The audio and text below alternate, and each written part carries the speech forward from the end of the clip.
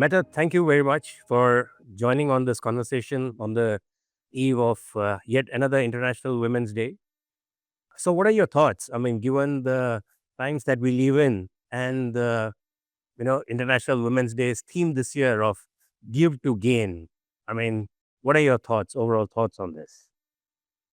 When I first saw the slogan hashtag give to gain, my reaction was a big surprise because I feel that women are giving plenty all the time. Women are stepping back in their careers to give their spouses an opportunity to get promoted. Women give a lot by taking minutes, doing all this office household work that nobody else wants to do. Women give up on some salary. They still earn 80 cents for every dollar that a man earns. My reaction is we are already giving a lot. And the intentions from the organization that put out the hashtag give to gain is probably very good. It is probably about when we all give more, we all stand to receive more. We all gain more if there is more given, of course. The challenge is that men are not part of the conversation. And in the gender equity conversation, it is men that need to give a little bit more than women. That is what I'm worried about. Although I, of course, do know that the intentions are good. Right. So, I mean, you touched on a very important subject there about the contribution of men. So, while the conversation around gender equality focuses more always on women, the role of male allies somewhere gets lost. And over the last few years, we've seen that even more diminish as conversation around equality itself has kind of gone a bit silent. So, what do you think? I mean, what is your suggestion? I mean, what can male leaders give that would most meaningfully support women's leadership journeys? In my experience, the most effective factor is giving women voice. Because when people speak up, they are seen as leaders. The challenge is that a lot of women are very reluctant to speak.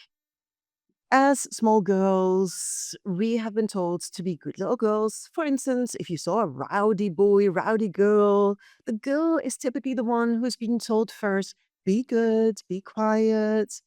We have been told more than boys typically that we had to be quiet and listen, meaning that women are not naturally inclined to speak as much in work situations as men are. Meaning that if women get to speak more, if women are given the opportunity to speak, if women are given a voice, if women are trained to be able to regain their voice, that would be the best gift that men could give. In addition, of course, to giving mentorship, sharing these mentorship opportunities, not just with the other men who will naturally ask for these opportunities, also give it to the women who are not asking for it as much as men typically do. Christine Lagarde, the amazing financial woman, French woman, she has told several times that she has been asked to be mentored by men much more often than she's been asked to be mentored by women. It took a long time before the first women asked her to be mentored. Bottom line, mentor women, give them opportunities, and especially give them a voice, the training and the speaking time to be heard. Many women are known for mentoring, supporting teams, and contributing to workplace culture. Yet, most times, these contributions kind of often remain invisible in career progression. So, how can women ensure that their generosity translates into influence and recognition rather than their own burnouts? I'm smiling because it is a stereotype of, oh, you're such a good contribution to the team. You really added nicely to the atmosphere. That is feedback that women hear a lot more often than men, and it's not reflected in promotion or paychecks. So, yes, we need to give women other things that are much more visible, stretch opportunities. We need to give women assignments that are seen, and women need also to take those opportunities.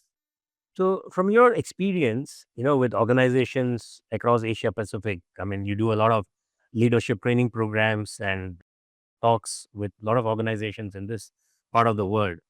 What are some of the practical ways you think companies can encourage a culture of giving where collaboration and support are valued without placing an invisible burden on women?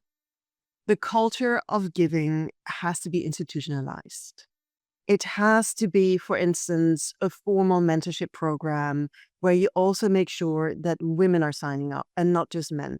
Women might be more reluctant to sign up for it because they might already feel that there's enough to do with responsibility for their job. When they go home, they have the mental load of also managing the household, even if, as in this part of the world, women often have help at home to take care of children, to clean the house, to do the cooking. Still, there is the management of all of that that is done by women, meaning that women often don't step forward for this. They might also think, oh, but I'm already happy where I'm at. It's interesting because, as you mentioned, I do some training programs for women, both keynote women speakers, a speaker training program, and I've also done lots of women in leadership programs. What I find women say very often is, I don't really want that promotion. I'm happy where I'm at. And that is typically because they feel that they're already busy as it is and they don't want to work even longer hours. Fact is, a promotion doesn't need to come with more hours, but that is why women often don't take that opportunity to be mentored more, to have a stretch assignment, to take that promotion. And that organizations need to be aware of. Meaning that also in the mentorship programs, you need to make sure that you have enough women who are signing up for it, then tap them on the shoulders and say, you have potential. I'd like you to be part of this mentorship program. That needs to be institutionalized. What also needs to be embedded in the organization is that it is in job descriptions, that you need to promote diversity, that you need to be an inclusive leader. It needs to be in the appraisal process. Those are some of the core elements that need to be part of the systems and processes in any organizations if we want to advance. If we want to give, it has to be institutionalized. Right. I mean, you authored this book about stories that hold back women, I mean, which was released by Penguin about 2 years ago. What were some of the insights that you gained while writing that book? And how do you see the corporate world having moved, even if it has, for the last 2 years? An example that's very relevant for the conversation we have right now is from a woman who shared with me that she and a male peer, they were on the same level, they had the same responsibility, same workload, and he was given additional staff to support him because he deserved it. He needed to have that leadership responsibility. Now, if you ask me, I had some conversations with her. She was very, very talented, a PhD, dedicated to her work. And that is where often we subconsciously treat people differently. And that is often where it goes wrong.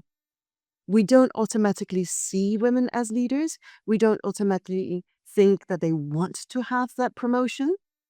And we need to support women in that process. Now, a couple of other insights from that book is that there are so many things that we still say at work that are built on absolutely nonsensical perceptions. We are saying things such as women are too emotional, or women are not made for leadership positions, or women are not interested in a promotion, or women are not good decision makers. All of this is absolutely nonsense if you dive a little bit deeper. Women too emotional? I spoke to one chief human resource officer in India. She said, "Phew, you should see the boys in the boardroom. When they don't get their way, they would slam their fist on the table, they will jump up, they will shout. Women too emotional?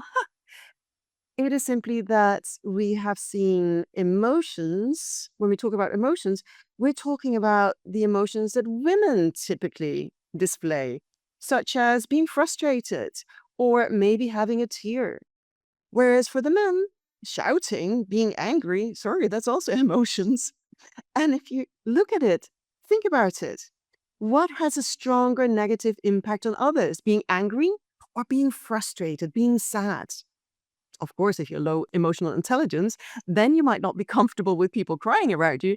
But basically, somebody who's frustrated or somebody who cries, that is about themselves.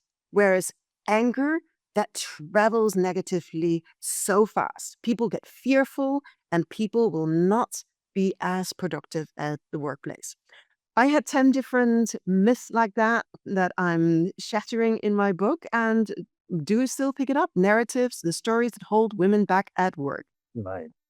So, there's often this discussion about mentoring versus sponsorship.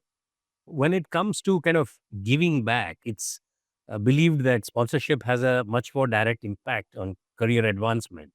So, how should women really think about balancing their roles as a mentor, sponsor, and advocate in the workplace? On the asking side, women should absolutely be involved with stretch assignment, high visibility projects at an early stage. Make sure that your voice is heard. And I can also highly recommend to do speaker training. We see that with the nonprofit that I run, Keynote Women Speakers, that amplifying your voices is boosting your own confidence and you're also seen by others as a leader. Make sure that you get high visibility projects, you do a good job, and that you're then using your voice to also speak about the good things you're doing. Of course, not in an overly self promoting way, not in an arrogant way. Don't keep it the best secret that you are a high performer. Now, ask then also when you've done a high visibility project, go to somebody senior who could be your sponsor and say, hey, do you have any feedback for me on this project? Show that you will be working on whatever feedback they will have for you and share your career objectives with this person. And then you could also add on, would you support me on this trajectory? That is a way of getting a sponsor. A mentor is more about developing your skills along the way, more training your skills, getting good advice from somebody who's already been there, done that, who can help you simply navigate the skills you need, the people you need to know, the behaviors need to display, what you need to focus on. That's what a mentor can help you with.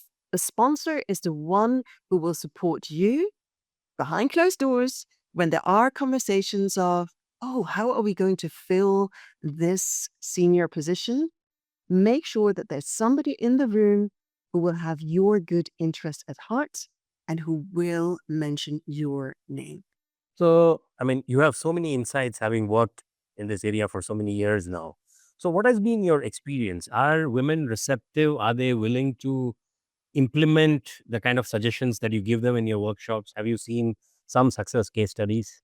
Absolutely. Let's go back to the situation that I mentioned of women will sometimes feel that they have enough responsibility. They don't want a career. One workshop, 10 years ago already, I asked the person who said that, exactly that to me. I asked her, all right, what about if you were a man? What would be your career goal? She picked up her pen and she started drafting her career goals. After that, I've always added that question. Whenever we talk about what your big, audacious career goal, I add the question when somebody says, I'm quite happy at the stage I'm at, so I don't really want a promotion.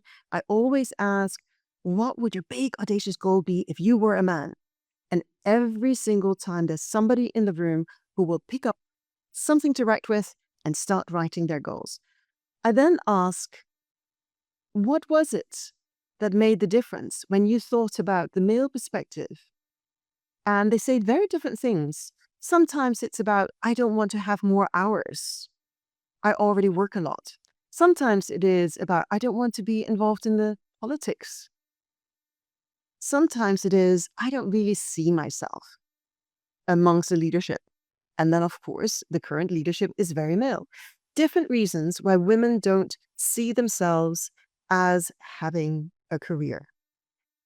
Back to your question, are women open to change? Yes, absolutely. Because we have conversations about what's going on. They realize that and they realize they can be the change. They don't have to be part of the politics. They can sponsor other women to go along with them, and the leadership can be a lot more female. And they can also ask their spouses at home to take a bigger part of the household management, the kid management, the elderly management. And they also can work smarter with their hours rather than simply taking up longer hours. When we have those conversations, I see women change. And this is just one example. With the keynote women speakers training that we do, I see women being transformed. I'm always careful with that word because a lot of trainers and coaches, they claim that they're doing transformational work. I see it with the Keynote Women Speaker Training Program. When women are told, you don't have to sound like a man, you can just be a more effective version of yourself. Let's build on you as a great communicator. Women change.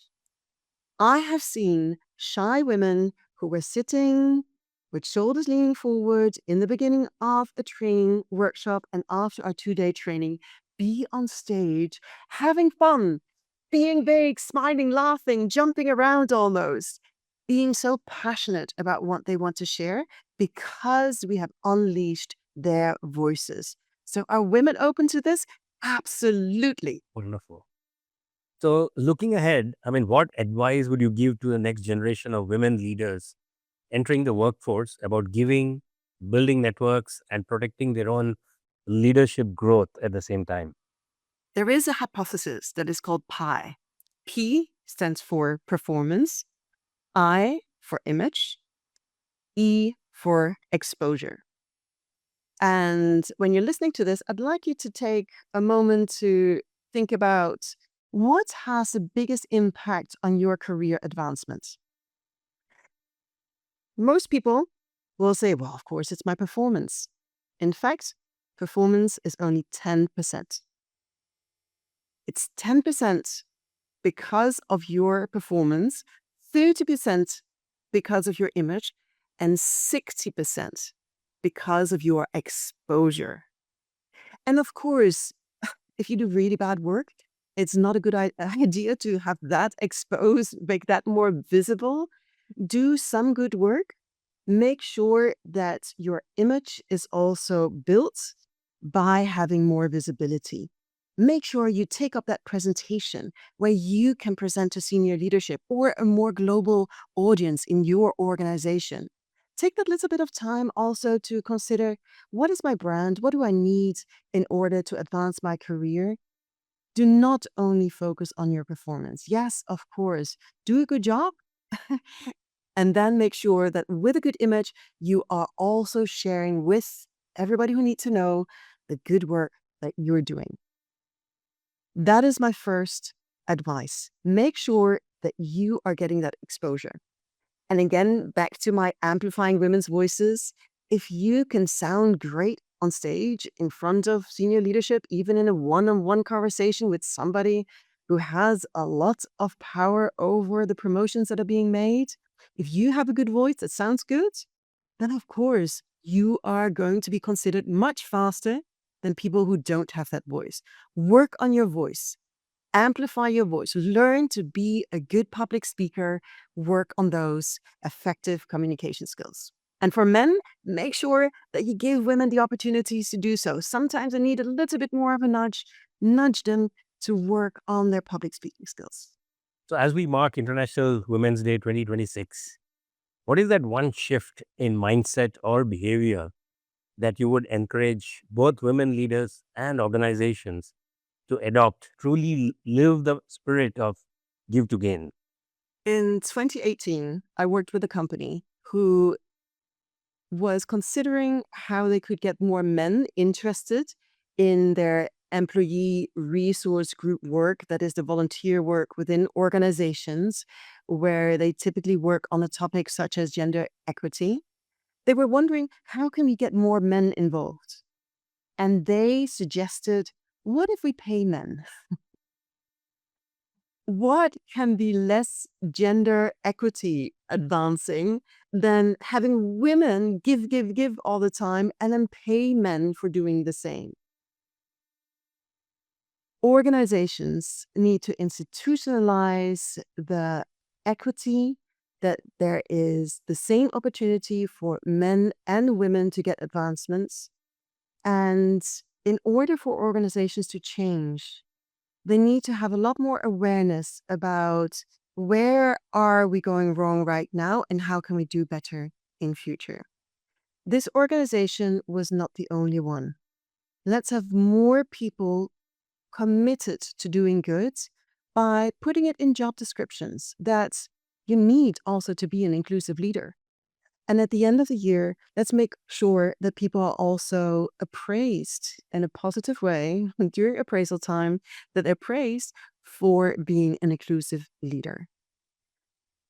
Giving, of course, has to be across the board when somebody does more mentorship for different people.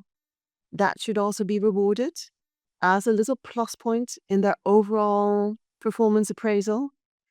It has to be part of the overall institution. Otherwise, it's not going to change. We've had those conversations for how many years? I have been part of the IWD International Women's Day conversation for over 10 years now. We are advancing a little bit. It's not advancing fast enough. Right. Thank you very much, Mette. I mean, those were really insightful thoughts there. And we continue our discussion, play our own small parts in advancing this whole agenda of more equality and more inclusion at the workplace. Thank you very much for this conversation. Thank you, Ish. It was an absolute pleasure being with you here.